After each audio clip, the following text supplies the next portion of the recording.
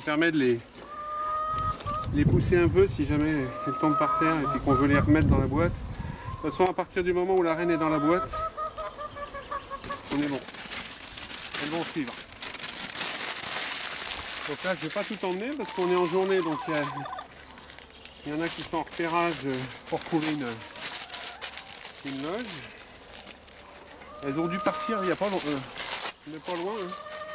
Il y a des grosses colonies en sortie d'hiver pour certaines ruches, pas pour toutes malheureusement. Mais là. Alors les poules, quel est le moment? Ah, il y a les éclaireuses, allez, les gardiennes du temple qui viennent me voir, savoir qui je suis. Bon.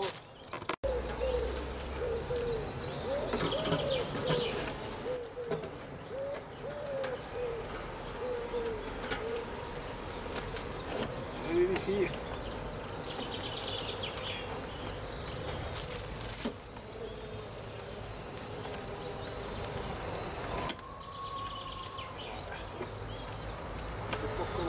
C'est ça.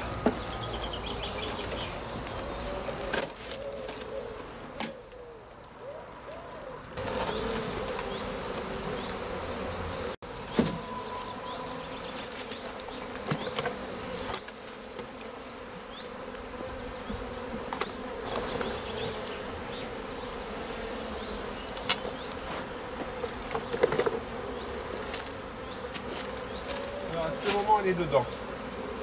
Ça, c'est possible.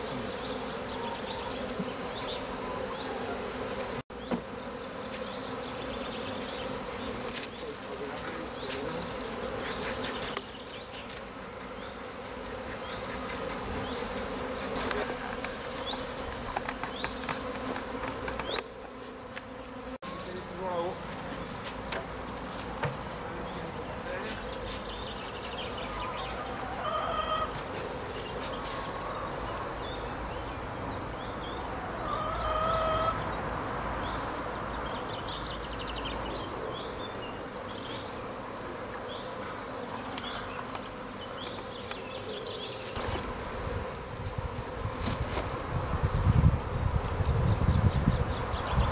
On va voir ce que ça donne.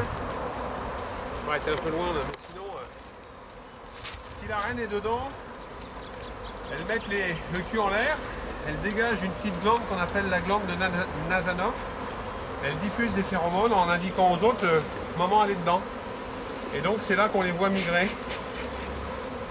Si elles y vont d'elles-mêmes, c'est que la reine est dedans.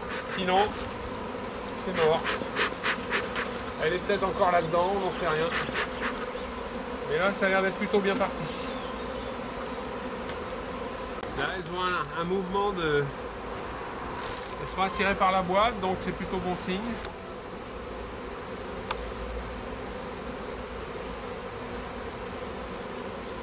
Ça se reforme toujours un petit peu au-dessus, mais ça c'est normal, il y a des restants de phéromones qui traînent dans le...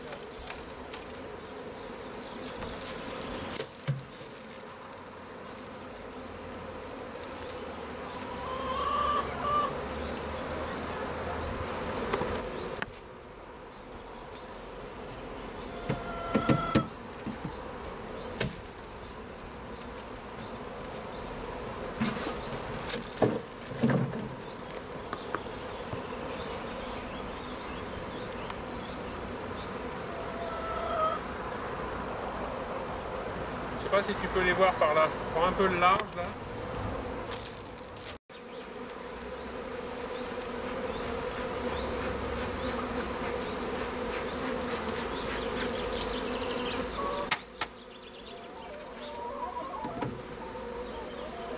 On va les écraser de trop. Ouais, ça a l'air d'être bon. J'ai mis du carton. Allez, hop.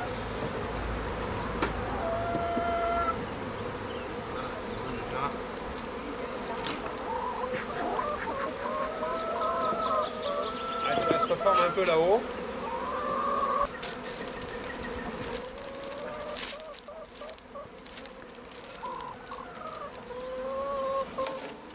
Est-ce que maman elle est dedans? Parce que là elles sont tellement nombreuses, même si je ouvre. Tout va se barrer. Ouais. Ça marche comment ton truc? Tu veux que je te les filme à l'entrée là?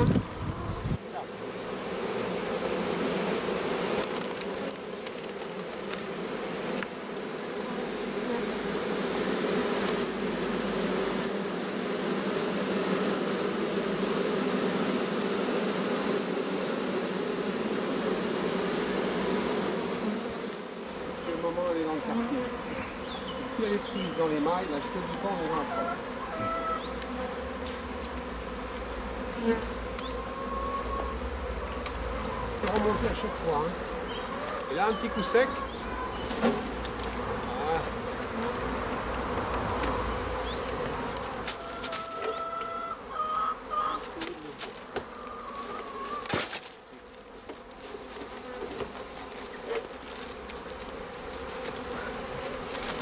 Voilà. On va les laisser se débrouiller. Si ça remonte, sinon on peut plus. Mais je pense que c'est bon.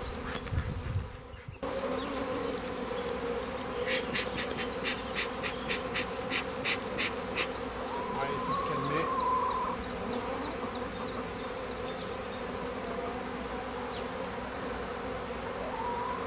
Ça devait être une belle colonie, hein. Parce que pour qu'il y ait autant de monde... En fait, l'essaimage, c'est... Chaque année, elles essaiment plus ou moins des... Alors, les gars qui font du miel, ils essaient de limiter l'essaimage parce qu'évidemment, quand tu as plus de 50% de la colonie qui se barre, forcément, il y a moins de monde au boulot. Hein. Le temps qu'elles élèvent une nouvelle reine, ça met du temps. Ça fait, en gros, il faut compter un bon mois, un mois, presque un mois et demi avant que ça commence à repartir sur le miel. Parce que sinon, elles ne font pas deux trucs en même temps. Elles n'élèvent pas tant qu'il n'y a pas une reine qui est opérationnelle, parce que la reine, c'est elle qui va repondre de nouveau et reconstituer la colonie. Donc en fait, elles essaiment parce qu'il n'y a plus assez de place dans la colonie, elles sont trop nombreuses. Ce qui fait que quand la reine, elle passe, elle a sous les pattes des espèces de diffuseurs de phéromones. Et comme elles sont trop nombreuses, elles n'arrivent pas à sentir ce truc-là. Donc c'est ce qui leur dit, bon, on n'a plus de mère, il va falloir qu'on en refasse une autre. Et donc c'est là que le cycle de l'essaimage commence à s'engager. Et il y a surtout le fait qu'on le détecte dans les ruches quand elles commencent à élever des mâles. Parce que forcément, pour faire un vol nuptial, si tu n'as pas de mâle, tu te la mets sur l'oreille et tu la fumeras plus tard. Bon, ça devrait être bon.